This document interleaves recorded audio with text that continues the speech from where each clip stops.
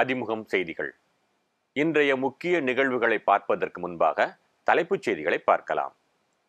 பாதுகாப்பு குறைபாடு காரணமாக முடங்கியது நாடாளுமன்றம். நாடாளுமன்றத்தில் இடைநீக்கம் செய்யப்பட்ட எம்பிக்கள் மக்களவையில் போராட்டம். மிக்ஜாம் நிவாரணம் வழங்கும் பணியை 17ஆம் தேதி தொடங்கி வைக்கிறார் முதலமைச்சர் மு.க. ஸ்டாலின். வெள்ள நிவாரண நிதியாக 12,659 கோடி வழங்க கோரிக்கை. நாள் முழுவதும் மழை பெய்யும் என வானிலை மையம் எச்சரிக்கவில்லை. சென்னையில் பெய்த பெருமழை குறித்து முதலமைச்சர் மு.க. ஸ்டாலின் பேச்சு. தமிழகத்தில் 16, 17 ஆகிய தேதிகளில் கனமழை பெய்ய வாய்ப்பு. 15 முதல் 17 வரை மீனவர்கள் கடலுக்கு செல்ல வேண்டாம் என வானிலை மையம் எச்சரிக்கை. தேமுதிகவின் பொதுச் செயலாளராக பிரேமலதா விஜயகாந்த் தேர்வு. விஜயகாந்த் தலைமையில் நேற்று நடந்த பொதுக்குழு கூட்டத்தில் அறிவிப்பு. விரிவான செய்திகள்.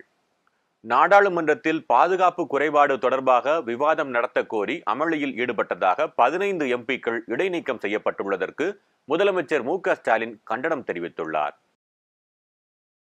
மக்களவையில் நேற்று முன்தினம் 2 இளைஞர்கள் எம்பிக்கள் அமரும் பகுதிக்குள் குதித்து புகைக்குப்பிகளை வீசிய சம்பவம் பெரும் பரபரப்பை ஏற்படுத்தியுள்ளது.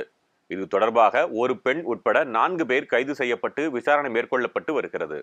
இந்நிலையில் நாடாளுமன்ற பாதுகாப்பு விதிமீறல் தொடர்பாக விவாதம் நடத்த வேண்டும் என்றும் உள்துறை அமைச்சர் அமித்ஷா இது குறித்து விளக்கம் அளிக்க வேண்டும் என நாடாளுமன்றத்தின் இரு அவைகளிலும் எதிர்க்கட்சி எம்பிக்கள் நேற்று அவை தொடங்கியது முதலே கோஷமிட்டு அமளியில் ஈடுபட்டனர். இதையடுத்து ஒழுங்கற்ற நடவடிக்கை காரணமாக மக்களவையில் காங்கிரஸ் எம்பிக்கள் ஜோதிமணி, ரம்யா ஹரிதாஸ், டி.என். பிரதாபன், ஹபி இடன், டீன் குரியகோஸ் ஆகிய 5 பேரை முதலில் இடைநீக்கம் செய்வதாக நாடாளுமன்ற விவகாரங்கள் துறை அமைச்சர் பிரகலாத் ஜோஷி அறிவித்தார். இதன் தொடர்ச்சியாக மேலும் 9 எம்பிக்கள் மக்களவையில் இருந்து இடைநீக்கம் செய்யப்பட்டனர். தமிழக எம்பிக்கள் கனிமொழி, சுப வெங்கடேசன், மாணிக்கம் தாகூர், கே. சுப்பராயன் மற்றும் Benny Behanan, V K. Sreekandan, Mohammed Javed, P R. Natarajan, P R. Pratheepan என 9 எம்பிக்கள் இடைநீக்கம் செய்யப்பட்டனர். இதையடுத்து தொடர் அமளி காரணமாக மக்களவை நாள் முழுவதும் ஒத்திவைக்கப்பட்டது.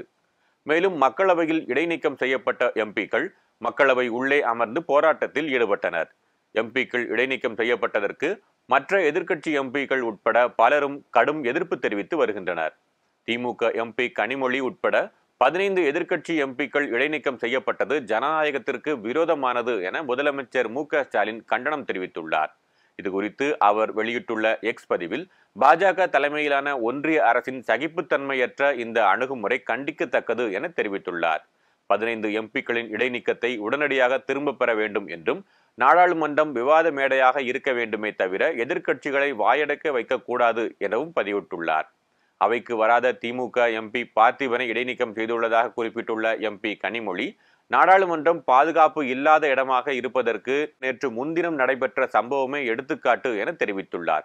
பாதுகாப்பு குறைபாடு குறித்து ஒன்றிய உள்துறை அமைச்சர் அமித்ஷா பதிலளிக்க வேண்டும் என தெரிவித்த திமுக நாடாளுமன்ற குழு தலைவர் டி.ஆர். பாலு, நாடாளுமன்ற பாதுகாப்பு குறைபாடு குறித்து எந்த கேள்வி கேட்டாலும் பதிலளிக்க மறுப்பதாக தெரிவித்தார். மோடி அரசின் அடக்குமுறைக்கு அஞ்ச மாட்டோம் என காங்கிரஸ் எம்பி ஜோதிமணி குறிப்பிட்டுள்ளார்.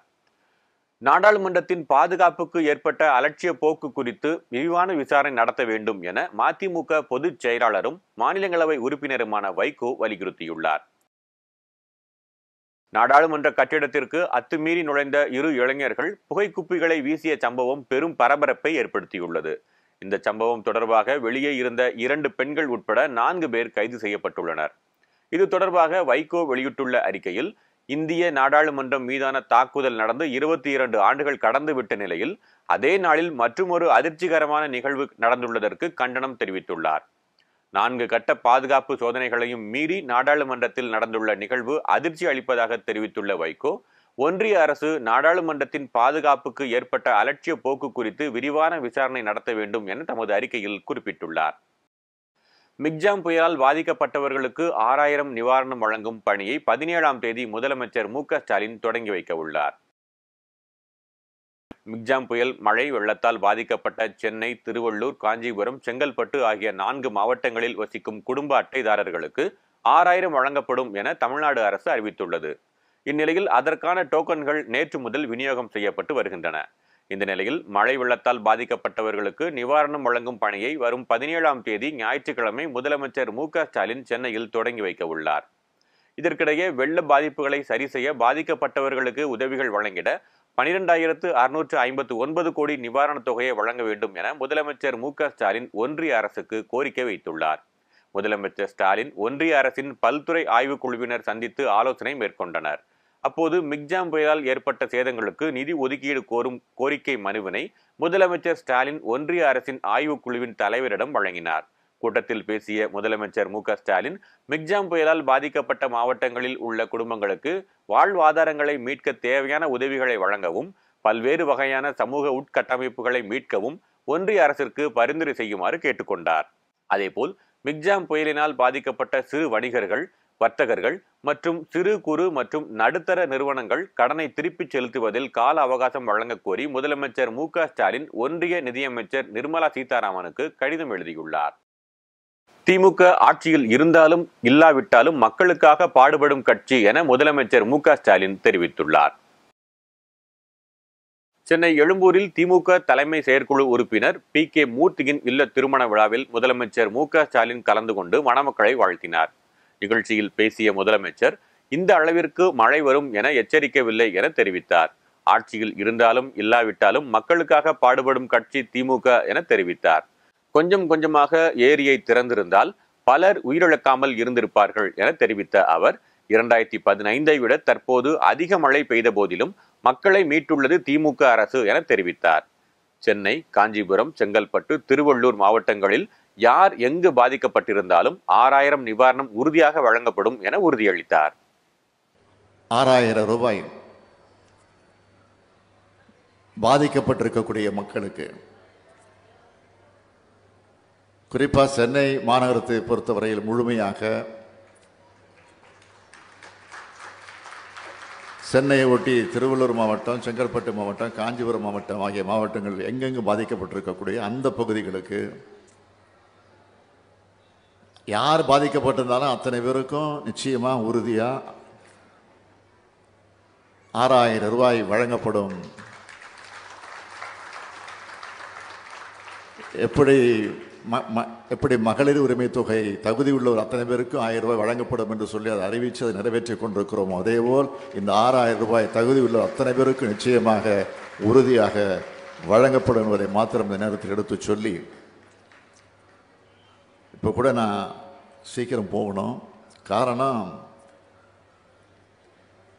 ஒன்றிய அரசிலிருந்து ஒரு குழு வந்திருக்கு. 3 நாட்களாக வெள்ள பாதிப்பு பகுதிகளெல்லாம் சுற்றி ஆய்வு செஞ்சுக்கிட்டு இருக்கிறாங்க.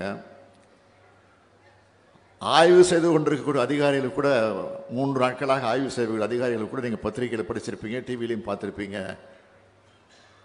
இந்த வெள்ள சேதத்தை மிக சாமர்த்தியமாக தமிழ்நாடு அரசு கையாண்டிருக்கிறது. இலங்கை கடற்படையால் கைது செய்யப்பட்டு சிறையில் உள்ள 45 மீனவர்களை விடுவிக்க வேண்டும் என வெளியுறவுத்துறை அமைச்சருக்கு முதலமைச்சர் மு.க.ஸ்டாலின் கடிதம் எழுதியுள்ளார். இலங்கை கடற்படையினரால் இந்திய மீனவர்கள் மீதான தாக்குதல் சமீப காலமாக அதிகரித்து வருவதாக குறிப்பிட்ட அவர் 45 மீனவர்கள் 138 மீன்பிடி படகுகளை உடனே விடுவிக்க தூதரக ரீதியான நடவடிக்கை எடுக்க வேண்டும் என குறிப்பிட்டுள்ளார். அமைச்சர் செந்தில் பாலாஜிக்கு எதிரான வழக்கின் கூடுதல் குற்றப்பத்திரிகைக்கு ஒப்புதல் மற்றும் விசாரணைக்கு அனுமதி கிடைக்கவில்லை என சிறப்பு நீதிமன்றத்தில் காவல்துறை தரப்பில் தெரிவித்துள்ளது. செந்தில் பாலாஜி அதிமுக ஆட்சியில் போக்குவரத்து துறை அமைச்சராக இருந்தபோது வேலை வாங்கி தருவதாக கூறி பலரிடம் பணம் பெற்று மோசடி செய்ததாக சென்னை காவல் ஆணையரிடம் பாதிக்கப்பட்டவர்கள் புகார் அளித்தனர். இதன் அடிப்படையில் செந்தில் பாலாஜி, அவரது நண்பர்கள் மீது சென்னை ஒன்றிய குற்றப்பிரிவு காவல்துறையினர் வழக்கு பதிவு செய்தனர். இது தொடர்பாக செந்தில் பாலாஜிக்கு எதிராக எம்பி, எம்எல்ஏக்கள் மீதான வழக்குகளை விசாரிக்கும் சிறப்பு நீதிமன்றத்தில் கடந்த செப்டம்பர் மாதம் குற்றப்பத்திரிகை தாக்கல் செய்தனர். அப்போது இந்த வழக்கில் குற்றம் சாட்டப்பட்ட இன்னும் சிலரை விசாரிக்க அனுமதி மற்றும் ஒப்புதல் கடிதம் கிடைக்கவில்லை என தெரிவிக்கப்பட்டது. இந்நிலையில் இந்த வழக்கு நீதிபதி ஜெயவேல் முன்பு நேற்று விசாரணைக்கு வந்தபோது காவல்துறை தரப்பில் ஆஜரான வழக்கறிஞர் கூடுதல் குற்றப்பத்திரிகைக்கு ஒப்புதல் மற்றும் இன்னும் சிலரை விசாரிப்பது தொடர்பான அனுமதி கிடைக்கவில்லை என தெரிவித்தார். இதனை அடுத்து வழக்கு விசாரணையை ஜனவரி 3ஆம் தேதிக்கு தள்ளி வைத்து நீதிபதி உத்தரவிட்டார். தமிழ்நாட்டில் மீண்டும் கனமழைக்கு வாய்ப்புள்ளதாக வானிலை ஆய்வு மையம் தெரிவித்துள்ளது. கிழக்கு திசை காற்றின் வேக மாறுபாடு காரணமாக இன்று தமிழ்நாட்டில் ஒரு சில இடங்களிலும், புதுச்சேரி மற்றும் காரைக்கால் பகுதிகளிலும் இடி மின்னலுடன் கூடிய லேசானது முதல் மிதமான மழை பெய்யக்கூடும் என வானிலை மையம் தெரிவித்துள்ளது. தொடர்ந்து 16ஆம் தேதி கன்னியாகுமரி, திருநெல்வேலி, தூத்துக்குடி, ராமநாதபுரம், புதுக்கோட்டை, தஞ்சாவூர், திருவாரூர், நாகப்பட்டினம், மயிலாடுதுறை மாவட்டங்கள் மற்றும் காரைக்கால் பகுதிகளில் ஓரிரு இடங்களில் கனமழை பெய்ய வாய்ப்புள்ளதாகவும், 17ஆம் தேதி தென்காசி, விருதுநகர், சிவகங்கை, புதுக்கோட்டை, தஞ்சாவூர், திருவாரூர், நாகப்பட்டினம், மயிலாடுதுறை மாவட்டங்கள் மற்றும் காரைக்கால் பகுதிகளில் ஓரிரு இடங்களில் கனமழை பெய்ய வாய்ப்புள்ளதாகவும் தெரிவித்துள்ளது. சென்னையை பொறுத்தவரை அடுத்த 48 மணி நேரத்திற்கு வானம் ஓரளவு மேகமூட்டத்துடன் காணப்படும் என்றும், நகரின் ஒரு சில பகுதிகளில் லேசானது முதல் மிதமான மழை பெய்யக்கூடும் எனவும் தெரிவித்துள்ளது. மேலும் 15 முதல் 17 வரை குமரிக்கடல் மற்றும் அதனை ஒட்டிய மாலத்தீவு பகுதிகளில் சூறாவளி காற்று மணிக்கு 40 முதல் 45 கிலோமீட்டர் வேகத்திலும், இடையிடையே 5 கிலோமீட்டர் வேகத்திலும் வீசக்கூடும் என்பதால் இப்பகுதிகளுக்கு மீனவர்கள் செல்ல வேண்டாம் என அறிவுறுத்தப்பட்டுள்ளது. தேமுதிக பொதுச் செயலாளராக பிரேமலதா விஜயகாந்த் நியமனம் செய்யப்பட்டுள்ளார். சென்னை திருவேற்காட்டில் தேமுதிகவின் பொதுக்குழு மற்றும் செயற்குழு கூட்டம் நேற்று நடைபெற்றது. இந்த கூட்டத்தில் தேமுதிக தலைவர் விஜயகாந்த் பங்கேற்ற போது அவரை பார்த்ததும் தொண்டர்கள் உற்சாகம் அடைந்தனர். இந்த கூட்டத்தில் நாடாளுமன்ற தேர்தலில் கூட்டணி குறித்து முடிவெடுக்க விஜயகாந்திற்கு அதிகாரம் வழங்கி தீர்மானம் நிறைவேற்றப்பட்டது. தொடர்ந்து தேமுதிக பொதுச் செயலாளராக பிரேமலதா விஜயகாந்தை ஒருமனதாக தேர்வு செய்து தீர்மானம் நிறைவேற்றப்பட்டது. மேலும் தேமுதிக பொதுக்குழு கூட்டத்தில் 18 தீர்மானங்கள் நிறைவேற்றப்பட்டுள்ளன. மேலும் தேமுதிக பொதுக்குழு கூட்டத்தில் 18 தீர்மானங்கள் நிறைவேற்றப்பட்டுள்ள நிலையில் விஜயகாந்த் உடல்நலம் குறித்து வதந்தி பரப்புவோர் மீது காவல் நிலையத்தில் புகார் அளிக்கும் வகையில் முக்கிய தீர்மானமும் நிறைவேற்றப்பட்டுள்ளது. சென்னை பெரம்பூர் தொகுதியில் மிக்ஜாம் புயலினால் பாதிக்கப்பட்ட மக்களுக்கு அமைச்சர்கள் உதயநிதி ஸ்டாலின், சேகர் பாபு, பெரிய கருப்பன் ஆகியோர் நிவாரணப் பொருட்கள் வழங்கினர். மிக்ஜாம் புயல் காரணமாக சென்னை, செங்கல்பட்டு, திருவள்ளூர் மாவட்டங்கள் பெரிதும் பாதிப்படைந்தது. இந்நிலையில் முதலமைச்சர் அறிவுறுத்தலின்படி சென்னை மாநகராட்சிக்கு உட்பட்ட மண்டலம் 4 பகுதிகளில் உள்ள 45 மற்றும் 36 வார்டுகளில் மிக்ஜாம் புயலால் பாதிக்கப்பட்ட மக்களுக்கு இளைஞர் மற்றும் விளையாட்டு மேம்பாட்டுத்துறை அமைச்சர் உதயநிதி ஸ்டாலின், கூட்டுறவுத்துறை அமைச்சர் பெரிய கருப்பன் மற்றும் இந்து சமயம் மற்றும் அறநிலையத்துறை அமைச்சர் சேகர் பாபு ஆகியோர் நிவாரணப் பொருட்கள் வழங்கினர். வியாசர்பாடி, கணேசபுர பகுதி மற்றும் பெரம்பூர் தொகுதியில் 45வது வட்டத்திற்கு உட்பட்ட பகுதிகளில் நடைபெற்ற விழாவில் 45வது வட்ட திமுக செயலாளர் கே. தினகரன், பெரம்பூர் தொகுதி சட்டமன்ற உறுப்பினர் RT சேகர், மாமன்ற உறுப்பினர் கோபிநாத் ஆகியோரும் பங்கேற்று பாதிக்கப்பட்ட மக்களுக்கு நிவாரணப் பொருட்கள் வழங்கினர். இதில் 5 கிலோ அரிசி, ரவை பாக்கெட்டுகள், சேலை, லுங்கிகள், போர்வைகள் உள்ளிட்ட அத்தியாவசிய பொருட்கள் அடங்கிய நிவாரணப் பொருட்கள் மக்களுக்கு வழங்கப்பட்டது. லஞ்சம் பெற்ற வழக்கில் கைதான அமலாக்கத்துறை அதிகாரி அங்கித் திவாரிக்கு நீதிமன்ற காவலை 15 நாட்கள் நீட்டித்து திண்டுக்கல் நீதிமன்றம் உத்தரவிட்டுள்ளது. திண்டுக்கல் அரசு மருத்துவரிடம் லஞ்சம் பெற்றதாக அமலாக்கத்துறை அதிகாரி அங்கித் திவாரியை மாநில ஊழல் தடுப்பு கண்காணிப்பு பிரிவு காவல்துறை கடந்த டிசம்பர் 1ஆம் தேதி கைது செய்தனர். இதையடுத்து அங்கித் திவாரியை காவலில் எடுத்து விசாரிக்க கோரிய விவகாரத்தில் திண்டுக்கல் நீதிமன்றத்தில் அங்கித் திவாரி நேற்று மீண்டும் ஆஜர்படுத்தப்பட்டார். அப்போது அமலாக்கத்துறை அதிகாரி அங்கித் திவாரிக்கு நீதிமன்ற காவலை 15 நாட்கள் நீட்டித்து திண்டுக்கல் நீதிமன்றம் உத்தரவிட்டுள்ளது. மேலும் அங்கித் திவாரியை டிசம்பர் 28ஆம் தேதி நீதிமன்றத்தில் ஆஜர்படுத்த நீதிபதி மேனகா உத்தரவிட்டுள்ளார். தமிழ்நாடு முழுவதும் 20 IAS அதிகாரிகளை பணியிட மாற்றம் செய்து தமிழக அரசு உத்தரவிட்டுள்ளது. தூத்துக்குடி மாவட்ட ஊரக வளர்ச்சி முகமை திட்ட அதிகாரியாக ஐஸ்வர்யா நியமிக்கப்பட்டுள்ளார். செங்கல்பட்டு மாவட்ட ஊரக வளர்ச்சி முகமை திட்ட அதிகாரியாக R. அனாமிகா மற்றும் நீலகிரி மாவட்ட ஊரக வளர்ச்சி முகமை திட்ட அதிகாரியாக HR. கௌஷிக் நியமனம் செய்யப்பட்டுள்ளார். அதேபோல் மயிலாடுதுறை ஊரக வளர்ச்சி முகமை திட்ட அதிகாரியாக ஷபீர் ஆலம் நியமிக்கப்பட்டுள்ளார். தமிழ்நாடு முதலமைச்சர் கோரிக்கையை ஏற்று ஐயப்ப பக்தர்களுக்கு அடிப்படை வசதிகளும் பாதுகாப்பும் செய்து கொடுக்கப்படும் என கேரள தலைமைச் செயலாளர் உறுதியளித்துள்ளார். சபரிமலை ஐயப்பன் கோவிலில் பக்தர்கள் கூட்டம் அதிகரித்துள்ள நிலையில் பல மணி நேரம் காத்திருந்து ஐயப்பனை தரிசிக்க வேண்டிய சூழல் ஏற்பட்டுள்ளது. தமிழ்நாட்டிலிருந்து ஐயப்பன் கோவிலுக்கு சென்றுள்ள பக்தர்கள் அடிப்படை வசதிகளும் பாதுகாப்பும் இன்றி மிகவும் சிரமப்படுவதாக தகவல்கள் வெளியாகின. அதனையொட்டி ஐயப்ப பக்தர்களுக்கு போதிய அடிப்படை வசதிகள் மற்றும் பாதுகாப்புக்கான அனைத்து உதவிகளையும் ஏற்பாடு செய்து உதவிட கேட்டுக்கொள்ளுமாறு முதலமைச்சர் அறிவுறுத்தினார். முதலமைச்சர் கோரிக்கையை ஏற்று கேரள மாநில தலைமைச் செயலாளர் ஐயப்ப பக்தர்களுக்கு கேரளாவில் தக்க அடிப்படை வசதிகள் செய்து கொடுக்கவும் பாதுகாப்பினை உறுதி செய்யவும் கேரள மாநில அரசு சார்பில் தகுந்த ஏற்பாடுகள் செய்யப்படும் என உறுதியளித்துள்ளார். பல்வேறு மாவட்டங்களில் நடைபெற்ற தகவல்களை களத்தில் மதிமுகம் பகுதியில் பார்க்கலாம்.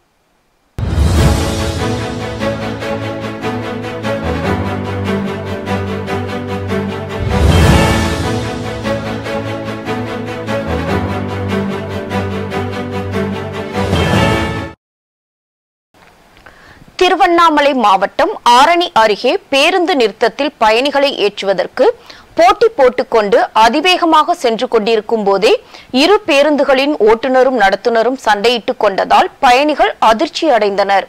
தற்போது இது தொடர்பான வீடியோ காட்சிகள் சமூக வலைதளங்களில் வைரலாகி பரபரப்பை ஏற்படுத்தியுள்ளது.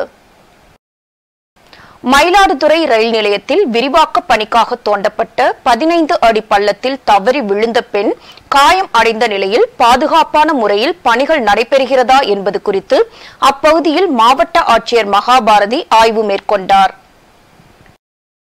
ராணிப்பேட்டை மாவட்டம் விசாரம் பகுதியில் நடைபெற்ற சிறப்பு மனுநீதி நாள் முகாமில் 117 பயனாளிகளுக்கு 63,60,000 ரூபாய் மதிப்பிலான மாபெரும் நலத்திட்ட உதவிகளை அமைச்சர் ஆர் காந்தி வழங்கினார். இதனைத் தொடர்ந்து ராணிப்பேட்டை சட்டமன்ற உறுப்பினர் அலுவலகத்தில் இலவச சேவை மையத்தினை பொதுமக்களின் பயன்பாட்டிற்காக திறந்து வைத்து ஏற்கனவே சான்றிதழ் கோரி விண்ணப்பித்திருந்த நபர்களுக்கு வருவாய்த்துறையினர் அங்கீகரித்த சான்றிதழ்களை வழங்கினர். தருமபுரி மாவட்டம் பாரதிபுரம், அதியமான் கோட்டை, சேலம் மாவட்டம் சூரமங்கலம் உள்ளிட்ட பகுதிகளில் வீடுகளில் கதவை உடைத்து 84 சவரன் தங்க நகைகளை கொள்ளையடித்து சென்ற ஆந்திர மாநிலத்தை சேர்ந்த கொள்ளையனை காவல்துறையினர் கைது செய்தனர். மேலும் அவரிடமிருந்து 32 லட்சம் மதிப்புள்ள தங்க நகை, கார் மற்றும் இருசக்கர வாகனத்தையும் கைப்பற்றினர். செங்கல்பட்டு மாவட்டம் மதுராந்தகம் அடுத்த ஜமீன் எண்டத்தூர் ஊராட்சியில் தீபிகா கண் மருத்துவமனை மற்றும் ஜமீன் எண்டத்தூர் ஊராட்சி மன்ற தலைவர் ஷகிலா பூபாலன் இணைந்து நடத்தும் மாபெரும் இலவச கண் பரிசோதனை முகாம் நடைபெற்றது. இந்த சிறப்பு முகாமில் 100க்கும் மேற்பட்டோர் கலந்து கொண்டு பயன்பெற்றனர். அரசு ஊழியர்கள் தங்கள் ஒருநாள் ஊதியத்தை மிக்ஜாம் புயலினால் பாதிக்கப்பட்டவர்களுக்கு நிவாரணம் வழங்குவதற்காக ஜாக்டோ ஜியோ சங்கத்தின் மாநில ஒருங்கிணைப்பாளர் அன்பரசு தெரிவித்துள்ளார். திருவல்லிக்கேணி பகுதியில் உள்ள தமிழ்நாடு அரசு ஊழியர் சங்கத்தின் அலுவலகத்தில் செய்தியாளர்களை சந்தித்த ஜாக்டோ ஜியோ சங்கத்தின் மாநில ஒருங்கிணைப்பாளர் அன்பரசு, ஜாக்டோ ஜியோ சங்கத்தினர் டிசம்பர் 28ஆம் தேதி பல்வேறு கோரிக்கைகளை வலியுறுத்தி தலைமைச் செயலகத்தை முற்றுகையிட்டு போராட்டம் நடத்த உள்ளதாக தெரிவித்தார்.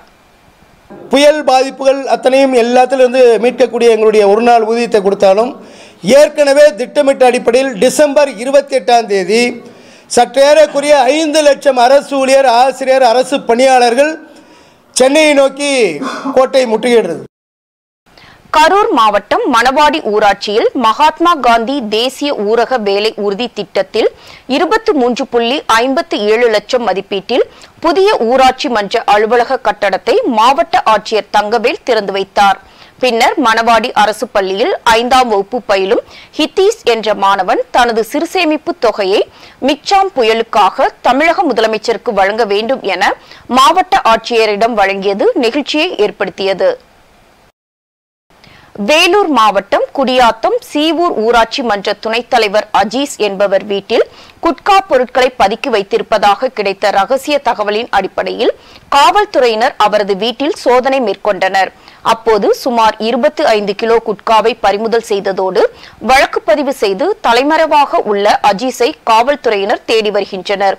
இச்சம்பவம் அப்பகுதி மக்களிடையே பெரும் பரபரப்பை ஏற்படுத்தியுள்ளது. சென்னையில் பிரசாந்த் மருத்துவமனை எலும்பியல் பராமரிப்பு ரோபோட்டிக் பிரிவு துவக்கப்பட்ட 6 மாதங்களுக்குள் ரோபோட்டிக் உதவியுடன் 100க்கும் மேற்பட்ட முழங்கால் மாற்று அறுவை சிகிச்சைகளை வெற்றிகரமாக செய்து சாதனை படைத்துள்ளது. இந்த சாதனை தொடர்பாக மூத்த எலும்பியல் அறுவை சிகிச்சை நிபுணரும் பிரசாந்த் மருத்துவமனையின் மூட்டு மறுசீரமைப்பில் முன்னோடி மருத்துவருமான ஆறுமுகம் தலைமையில் வெற்றி விழா நடைபெற்றது. நிகழ்ச்சியில் பேசிய மருத்துவர் ஆறுமுகம், சரியான உடல் எடையை பராமரித்தால் மட்டுமே கால் மூட்டுகளில் எந்தவித பிரச்சனையும் ஏற்படாது என கூறினார். ரோபோட். எதுக்கு ரோபோட் இல்லாமல் இத்தனை வருஷமாக பண்ணிட்டு இருந்தது, அது சக்ஸஸ்ஃபுல்லாக இல்லையா, எதுக்கு இந்த ரோபோட்? வெல், நாங்கள் பண்ணிட்டு இருக்கும்போது there has been lot of studies that 10 to 15% of the patients after surgery when we do the conventional way still keep complaining of pain. வெளிநாட்டிலலாம் பார்த்தீங்கன்னா it is closing in on 20%, but Indian studiesல it is only 10 to 12%. 10 to 12% of the patients complain of little bit of discomfort, pain, அதெல்லாம் சொல்லுவாங்க. இன்னும் கொஞ்சம் நான் முன்னாடி மாதிரி நடக்கலை, எனக்கு இன்னும் கொஞ்சம் டிஸ்கம்ஃபர்ட் இருக்கு, அதெல்லாம் சொல்லுவாங்க. So we wanted to reduce that 10% of dissatisfied patients to even smaller numbers, whatever be it possible. So this robot helps us do that. What it does different that we are not able to do it conventionally is sub-millimeter precision. இப்போ வந்து நான் ஒரு phone cut எடுக்கணும்னா you would have seen the video, thigh bone இப்படி ஒரு ரவுண்டாக இருக்கும். So I can அந்த இம்ப்ளான்ட் பிளேஸ் பண்ணும்போது I can go this side, this side, this side or this side even at 1 degree or 1 millimeter. So that precision I get when I'm using the robot. I will not. Tirupattur மாவட்டம் நாற்றம்பள்ளி அடுத்த கேத்தாண்டப்பட்டியில் உள்ள கூட்டுறவு சர்க்கரை ஆலை அதிகாரிகளின் முறைகேட்டை கண்டித்தும் ஆலையை தொடர்ந்து இயக்கிட வலியுறுத்தியும் தமிழ்நாடு விவசாயிகள் சங்கம் மற்றும் கரும்பு விவசாயிகள் சங்கம் சார்பில் கண்டன ஆர்ப்பாட்டம் நடைபெற்றது. திண்டுக்கல் மாவட்டம் கொடைக்கானல் மேல்மலை பகுதிகளில் சுற்றுலா பயணிகளை குறிவைத்து போதை காளான் மற்றும் கஞ்சா விற்பதாக காவல்துறையினருக்கு ரகசிய தகவல் கிடைத்தது. இதை அடுத்து அப்பகுதியில் சோதனை பணியில் ஈடுபட்டிருந்த காவல்துறையினர் போதை காளான், கஞ்சா மற்றும் போதை மருந்து விற்று வந்த கேரள மாநிலத்தை சேர்ந்த சிறுவன் உட்பட 7 பேரை கைது செய்தனர். திருவள்ளூர் மாவட்டம் பழவேற்காடு மீன்பிடி பகுதியானது மிக்ஜாம் புயல் காரணமாக வெகுவாக பாதிக்கப்பட்டு 30க்கும் மேற்பட்ட மீனவ கிராமங்களில் மீனவர்களின் படகுகள் மற்றும் வலைகள் மிகுந்த சேதத்திற்கு உள்ளாகின. எனவே அரசு அறிவித்துள்ள நிவாரணத் தொகையை வழங்கிடவும், சேதத்திற்கான மதிப்பு தொகைகளை வழங்கிடவும், எண்ணெய் படலம் குறித்த தெளிவான அறிக்கையினை சமர்ப்பிக்க வேண்டியும் பழவேற்காடு மீனவர்கள் வலியுறுத்தியுள்ளனர். தமிழக பாஜக மகளிர் அணி சார்பாக சென்னை சூளைமேட்டில் மழை வெள்ளத்தால் பாதிக்கப்பட்ட பொதுமக்களுக்கு சிறப்பு மருத்துவ முகாம் நடைபெற்றது. பாஜக மகளிர் அணி மாநில செயலாளர் நதியா சீனிவாசன் ஏற்பாட்டில் நடைபெற்ற இந்த மருத்துவ முகாமில் ஏராளமான பொதுமக்கள் கலந்து கொண்டு பயன்பெற்றனர். பொதுமக்களோட கோரிக்கைகளை ஏற்று எங்களுக்கு வந்து இதெல்லாம் கொடுக்கறதுக்கு பதிலாக வந்து முகாம் வச்சு கொடுங்க, மருத்துவ முகாம் கொடுங்க அப்படின்னு சொல்லி கேட்டாங்க. ஸோ அதனால் வந்து மொத்தம் 4 இடத்துல மருத்துவ முகாம் நடத்தலாம் அப்படின்னு பிளான் பண்ணியிருக்கோம். முதல் கட்டமாக இன்றைக்கி இங்கே கிழக்கு நமச்சிவாயபுரத்தில் ஒரு மருத்துவ முகாம் நடத்தியிருக்கோம். இது வந்து இந்த மருத்துவ முகாம் நடத்துவதற்கு எங்களுக்கு பெரிதும் உதவியாக இருந்த ஆரோக்கிய பாரதி மற்றும் சேவா பாரதி அவர்களுக்கு இந்த நேரத்தில் எங்களுடைய நன்றியை தெரிவித்துக் கொள்கிறோம். அது மட்டும் இல்லாமல் நந்தனம் வெங்கடேஸ்வரா ஹாஸ்பிட்டல்லேருந்து வந்திருக்கக்கூடிய மருத்துவர்களுக்கும் இந்த நேரத்தில் எங்களுடைய நன்றிகளை தெரிவித்துக் கொள்கிறோம். இவை எல்லாமே பார்த்தீங்கன்னா எங்களுடைய மாநில தலைவர் திரு அண்ணாமலை அவர்கள் அடுத்த கட்ட பணிகள் எதுவாக இருந்தாலும் தொடர்ந்து அடுத்த 15 நாட்களுக்கு இந்த மிக்ஜாம் புயலுக்காக மக்களோடு மக்களாக இணைஞ்சு அவங்களுக்கு தேவையான உதவிகளை செய்யணும் அப்படின்னு சொல்லி கேட்டுக்கிட்டதுனால இன்னைக்கு களத்தில் நாங்கள் எல்லாருமே பெண்கள் உட்பட எல்லாரும் வந்து இன்னைக்கு பாதிக்கப்பட்ட மக்களுக்கு உறுதுணையாக இங்கே நாங்கள் களத்தில் இருக்கோம். ஒன்றிய மாநில அரசுகள் மக்களுடைய பணத்தை மக்களுக்குத்தான் செலவிட வேண்டும் என தேசிய முன்னாள் ராணுவ வீரர்கள் கட்சியின் தலைவர் சுரேஷ் பாபு தெரிவித்துள்ளார். சென்னை சேப்பாக்கத்தில் செய்தியாளர்களை சந்தித்த அவர் வரும் நாடாளுமன்ற தேர்தலில் தனித்து போட்டியிட உள்ளதாக தெரிவித்தார். முன்னாள் ராணுவ வீரர்களாக நாங்கள் அரசியலில் கையெழுக்க வேண்டிய நேரம் கட்டாயம் வந்துள்ளதால் முன்னாள் ராணுவர்கள் அனைவரும் ஒன்றிணைந்து உலகில் வேறெந்த நாட்டிலும் இல்லாத அளவிற்கு இந்தியாவில் அதுவும் தமிழ்நாட்டில் முதன்முறையாக தேசிய முன்னாள் இராணுவ வீரர்கள் கட்சி என்ற பெயரில் ஓர் தேசிய கட்சியை துவங்கி நாடு முழுவதும் உள்ள அனைத்து மாநிலங்களிலும் தலைவர்களை நியமித்து புதிய அரசியல் களம் காண வந்துள்ளோம். சென்னை உள்ளிட்ட 4 மாவட்டங்களில் அக்டோபர் மாத கணக்கீட்டின்படி மின் கட்டணம் செலுத்தலாம் என்று மின்சார வாரியம் தெரிவித்துள்ளது. மிக்ஜாம் புயலால் சென்னை, திருவள்ளூர், காஞ்சிபுரம், செங்கல்பட்டு மாவட்டங்களில் பெருமளவு பாதிப்பு ஏற்பட்டது. இதனால் 4 மாவட்டங்களில் மின் கணக்கீடு பணியில் சிரமம் ஏற்பட்டுள்ளதாக மின்வாரியம் தெரிவித்துள்ளது. இந்நிலையில் அக்டோபர் மாத கணக்கீட்டின்படி மின் கட்டணத்தை நுகர்வோர் செலுத்தலாம் என்று மின்சார வாரியம் அறிவித்துள்ளது. மேலும் புயல் பாதிப்பு காரணமாக அபராத தொகை இல்லாமல் 18ஆம் தேதி வரை மின் கட்டணம் செலுத்த கால அவகாசம் நீட்டித்துள்ளது.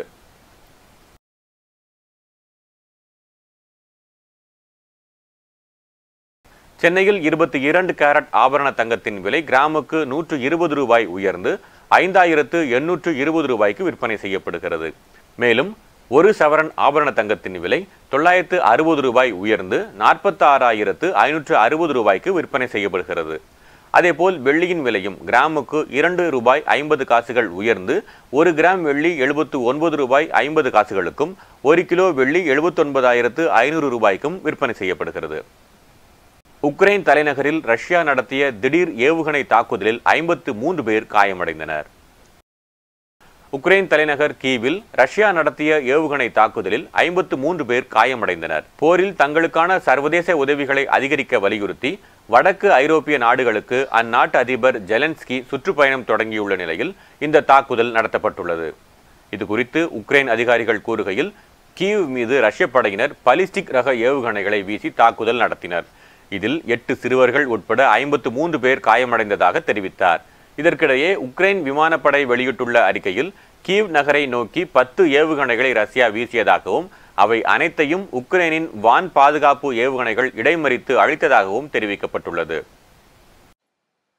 மீண்டும் தலைப்புச் செய்திகள். பாதுகாப்பு குறைபாடு காரணமாக முடங்கியது நாடாளுமன்றம்.